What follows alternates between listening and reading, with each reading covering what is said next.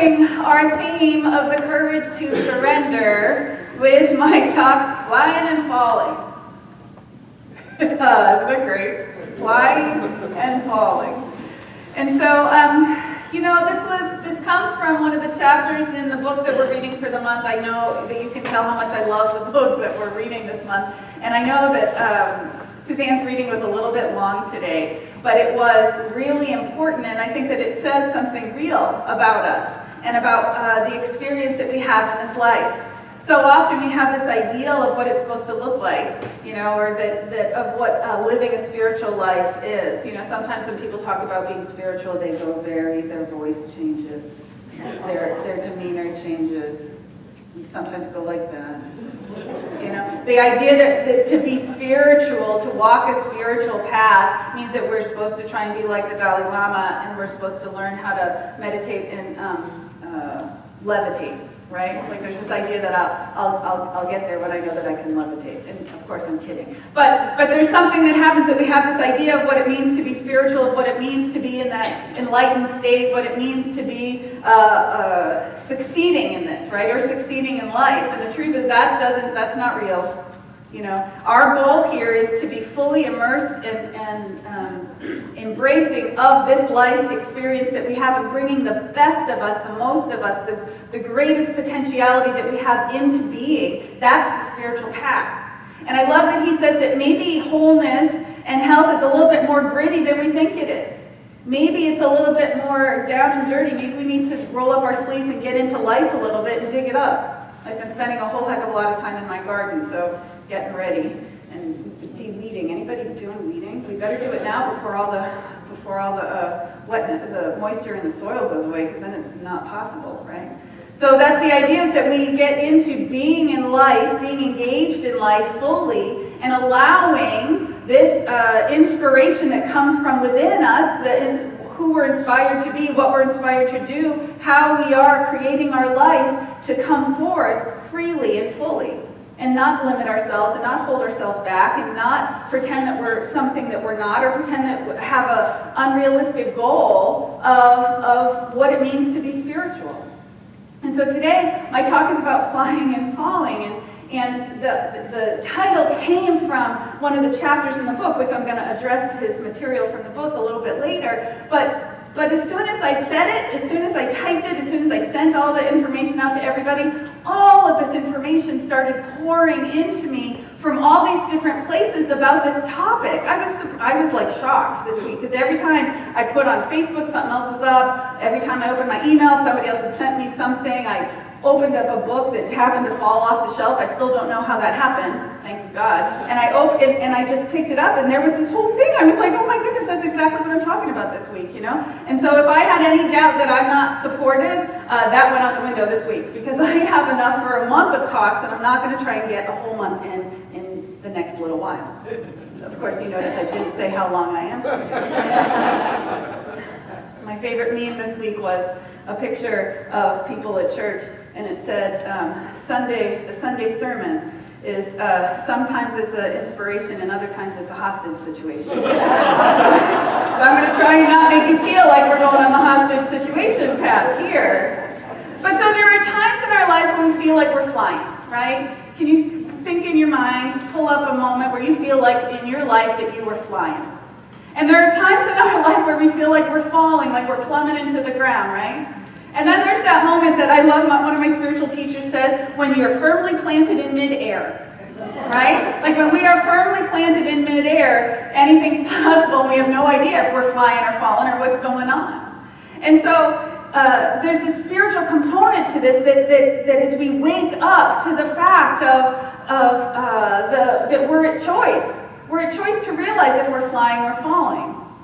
But one of the things that I came about in starting to think about this and look at this, I went to that trove of wisdom called Google and found a whole heck of a lot of information about the difference between flying and falling and what the definition is and all of that. So for some of my science friends here, I've got some information for you that hopefully, well, I've got some information for everybody else. For my science friends, I hope you're going to put up with me and hope that I do this correctly. But this is the deal. So what things fly? Sometimes it's hard to decide whether something is flying or not. And what's the definition of that? A stone flying through the air? A hot air balloon? How do we decide? And so all flying objects have some things in common. For some things it's easy to see and it's easy to decide.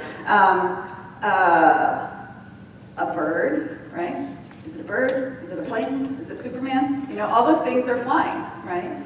But again, there's some things that we're not sure. So a stone, again, being thrown through the air, a hang glider.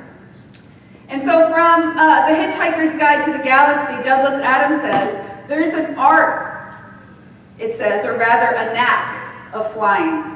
The knack lies in learning how to throw yourself at the ground and miss. So how do we do this, and which things are truly flying? Well, traditional definition of flight is that it needs two things. Thrust and lift are the two things that an object needs. Some would use this to say that the hang glider is not flying because it doesn't have thrust. And it certainly excludes a stone being thrown through the air because it has neither thrust nor lift. But a hang glider pilot was recently questioned about whether he was really flying while he was on his hang glider, and he said, all right, well, come on up on my hang glider and I'll drop you off and you can see if you think I'm flying. Now, most people would agree that the person falling from the hang glider is not flying, but that the person still on the hang glider is. And don't worry, the guy falling off the hang glider has a parachute in my story, okay? So they're all safe and they land perfectly to the ground. So lift is to balance the force of gravity, right? Without lift, an object would fall to the ground. And thrust, to counter the force of drag or air resistance. Without thrust, an object will lose its forward momentum, which also results in it falling to the ground. And so, falling, the person who falls from the hang glider has no lift to counter gravity. So they fall towards the ground and they have no thrust. And so I would say that the person falling off the hang glider would be falling, literally falling. So let's take these from the spiritual perspective. So I'm going to take lift first. So lift, again, is that which counteracts the force of gravity.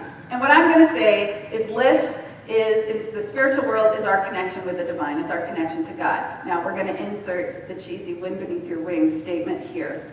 Right? You get it? Okay. I'm not going to go there, but I'm going to give it to you for anybody who wants it. God is the wind beneath your wings, right? So we want to think about that. So our connection to the divine life is that which lifts us up. So think about those moments when, there are different times in our lives when our life may feel like it's in the dumps or in the toilet, and we're laying in bed with our head under the pillow, and we don't stay. We're like, enough is enough, I can't handle this, I'm done, and we get to that place, right? We get to that place of immobility. And so what is it that gets us up? What is it that gets us to get up and start another day? It's God. It's that divine impulse, that divine spark, that divine presence that's inside of you, that powerful presence of life that is not going to let you just stop and die. It's not going to let you do that. No matter how much in despair, no matter how dark it seems, no matter how upset we are about something, that divine life is not going to let us just succumb to it. That's the lift in our lives. Lift is that which motivates us and reminds us that there's something greater happening. And so I have seen people go through incredibly dark moments. I have seen people go through incredible, difficult tragedies and heartbreak and pain and suffering and all sorts of things. And each one of the ones that I walked through got through that, and I bore witness to the fact that they had a powerful connection to God that guided them. And I know that there are moments to differing degrees that each one of us has gone through one of those things. There's a lot of talk in religious science churches about creating the joy and creating the life, and life is good and all of it's great. And I agree with that it's a possibility, but I think we need to start where we are, and we need to start to be honest, right? So that's why we're talking about some of the more grittier things and some of the more difficult challenges that we go through, because I know that each one of us has the potential and the possibility to move through it because we've got lift, because we've got God. Because there's something else operating in our life there to guide us. And so we can't be afraid to look at the challenge. We can't be afraid to bear witness and to be honest about where we are. If you are in a moment of challenge and you are in a moment of despair, it's okay to say, you know what, it really stinks right now. This is really hard.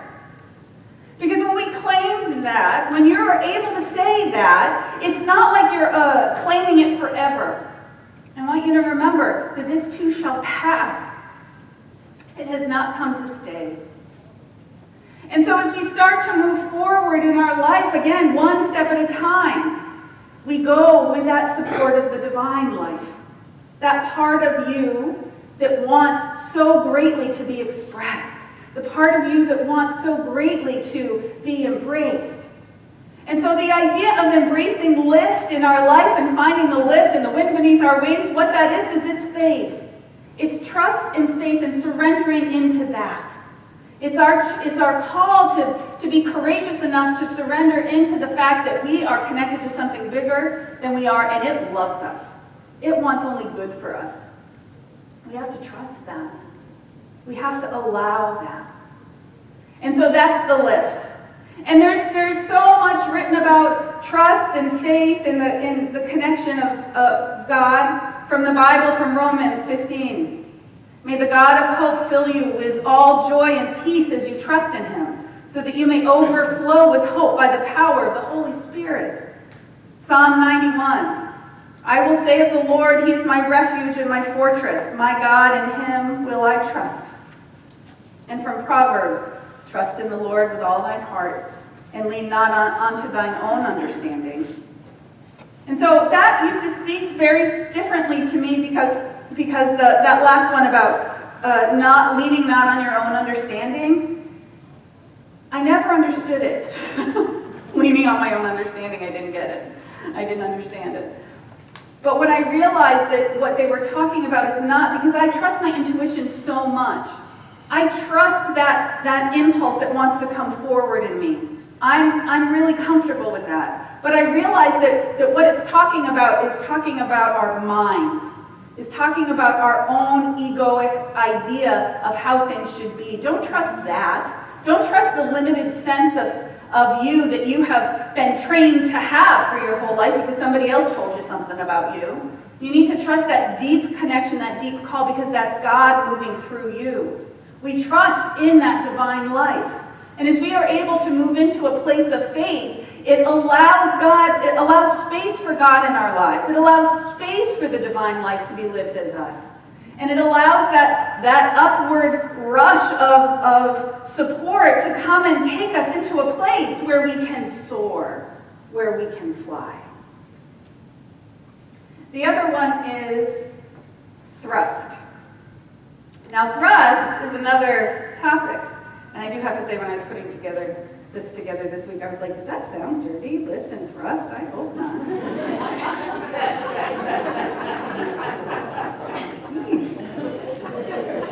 I didn't really want it to sound dirty. They're technical terms.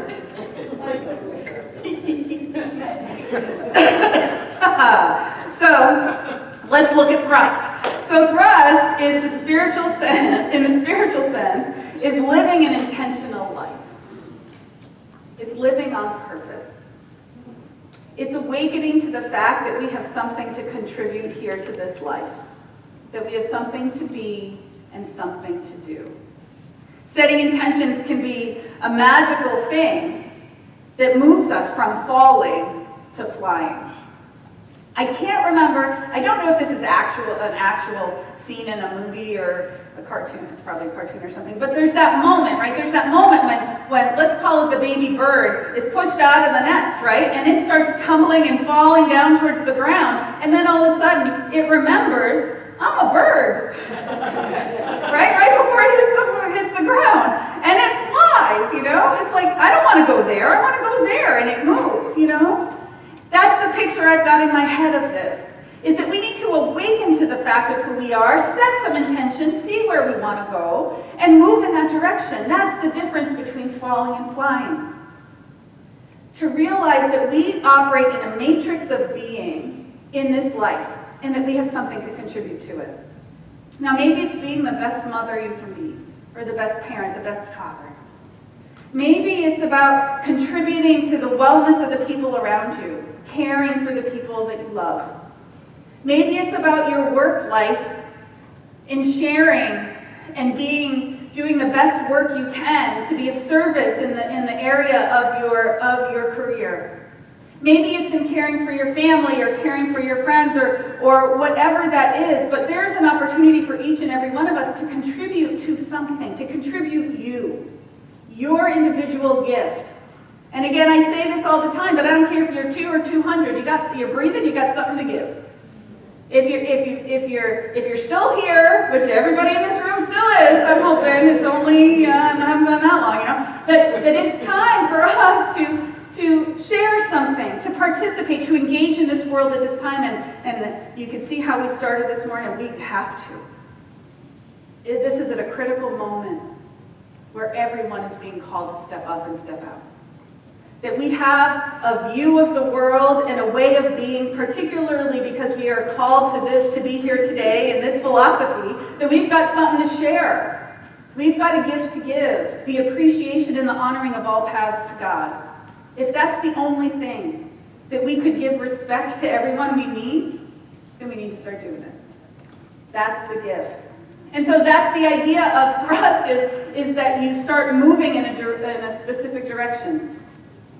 This is the Facebook thing I found this week. One of my colleagues, Reverend Dr. Leon Campbell, who's one of the ministers at the Agape International Spiritual Center in Los Angeles, put up a little story. He said this: one day a young man said to his teacher, "When will I fly? I've been wondering why I can't get my life together. I'm afraid that I might live like this forever. I've tried over and over again, wondering when the trials and tribulations will end." The teacher closed his eyes, and after a very long sigh, he replied, "When it's no longer just about you, that's when you will fly."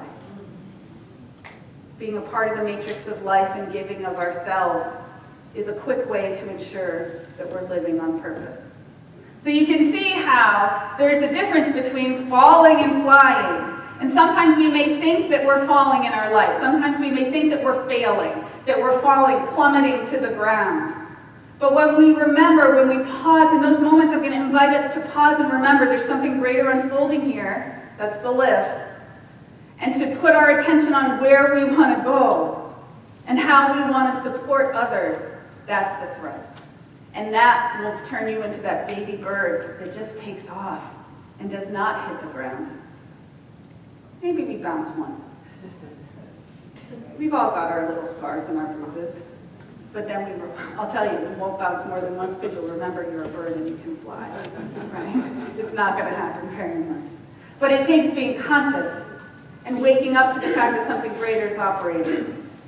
Now, from the book of the month, he says this, that rarely do we experience significant growth in times of ease and perfect moments of comfort, right? Like rarely do we experience great growth and expansion and newness in times of ease. Those times of ease are moments where we kind of get a little complacent. You might get a little apathetic. Things are pretty good right now. I just want to pull back and not engage. And then sometimes we get a little lazy, right, about creating something new. And I think that that's what happens in the cycle of our lives. And then life comes back in and bumps us to that next evolution of growth. In the book, he tells a story of from the movie Batman Begins. He says that Bruce Wayne finds himself in a moment of desperation, watching Wayne Manor burning to the ground and coming to grips with what seems to be his catastrophic failure and the subsequent destruction of his dead father's legacy. In response to his lament, Bruce's steadfast servant, Alfred, reminds him of a question Bruce's father would often ask his young son to encourage him when injury or disappointment would come. He said, "Why do we fall?" And then Alfred continues, adding the elder Wayne's familiar reply, "So we can learn to pick ourselves up." It's a reminder that for Bruce and for those of us watching that tragedy and challenge is often our greatest teacher. as cruel as its methods feel and as painful as the education itself can be in the moment. But I'll tell you, in those moments where we learn through tragedy, through pain, through challenge, you're never going to forget it. Once you take that step forward, you claim your power, you claim your truth, you awaken to what you're capable of, you never forget it. You will never go back, you'll never go back to sleep.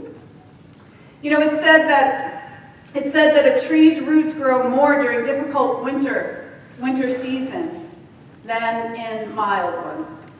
The roots need to dig further down into the ground to find sustenance in times of challenge and in those challenging conditions. And so what it does is it strengthens the tree and it stands taller and stronger, and so that it can weather more challenging times to come. Those moments, those things that we have experienced through our past, those challenging moments, those life events that happen that feel like tragedies, what it does is it strengthens us. Yeah, we get some bruises. We all have some scars. We all have some bumps and bruises along the way. But what happens is it fortifies you, it strengthens you, and it allows you to know a part of yourself that you wouldn't have known if you hadn't gone through it. And of course, this all calls us back to our faith. Everything that happens in our life. I always say, and I teach my practitioner students all the time, that anything that you see happening in your world, anything that happens to you, anything outside pulls you in. It doesn't pull us into the world more. It pulls us into God more. It pulls us into our knowing and into the truth that's alive within us more.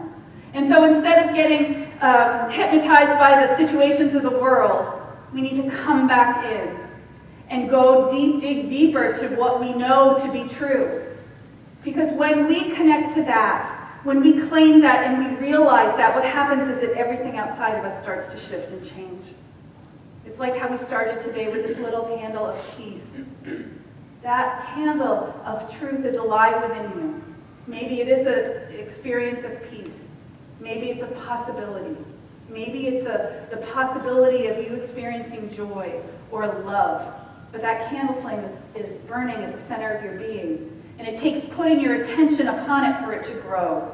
It's not going to grow and expand into your being until you acknowledge it and you're with it.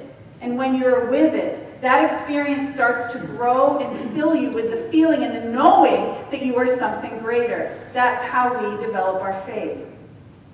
If there's something that you're challenged with that you're going through, again, that's why we're doing the workshop today. That's why we're doing this every month. I'm committed to having us have tools to work these situations when they pop up in our lives. And so we've decided to put a workshop in every month and invite you just for a love donation, I don't care, 5, 10, 20 bucks, whatever you got, to come and get a spiritual tool for your toolbox, to walk through this process and move into a place from moving from fear to faith. From that place where you think that you're broken, that you think that you're limited, that you think that you're not capable, to a place of realizing that you are part of the divine plan because you were created. You were born. That means you're worthy. That means you're loved. That means this life needs you. And we need to let go of all that limitation and all that junk that we're carrying and step into our light. Again, the world needs us to shine.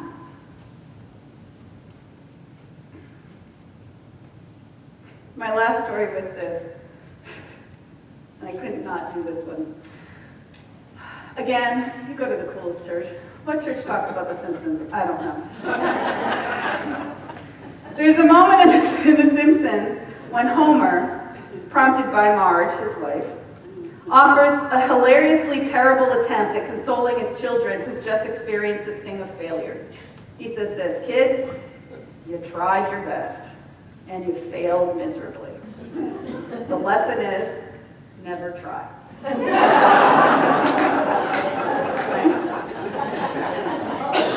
Now that's really funny, and that's why I wanted to bring it forward. But do you know how common that is? Do you know how common that experience is? That we try something, and it doesn't work out the first time, and then we give up. We give up on life. We give up on ourselves. We give up on whatever that divine inspiration was to make us try in the first place. I've seen it over and over and over again. So many of us get are so afraid of criticism, we're so afraid of negativity or rejection or any of that, that we stop trying, that we stop giving ourselves away to life. Maybe the relationship may not be going so great, so then we pull back and we harden our hearts and we put up our barriers to protect ourselves. And we never try, we never get anywhere from that. That's the tragedy, I think. Now, of course, I never want anyone to give themselves to an abusive situation. Barriers are good when we need them. Let's have healthy boundaries and all of that. But you are the one who will know when you are fooling yourself. You are the one that can tell when you are holding yourself back from life because you're afraid of it. You are the one who's going to know that you have something to offer, that you have a word of comfort to give, that you have a hand to reach out to help somebody else, that you have an opportunity to step up to a higher way. You're the one who's going to know that, and only you can choose to step into it. Only you are the one who can decide if you're flying or if you're falling. Cami Garcia, in her book Beautiful Redemption, said, "Flying or falling, it's up to us." It's up to you. It's up to you to decide what it is that you're doing.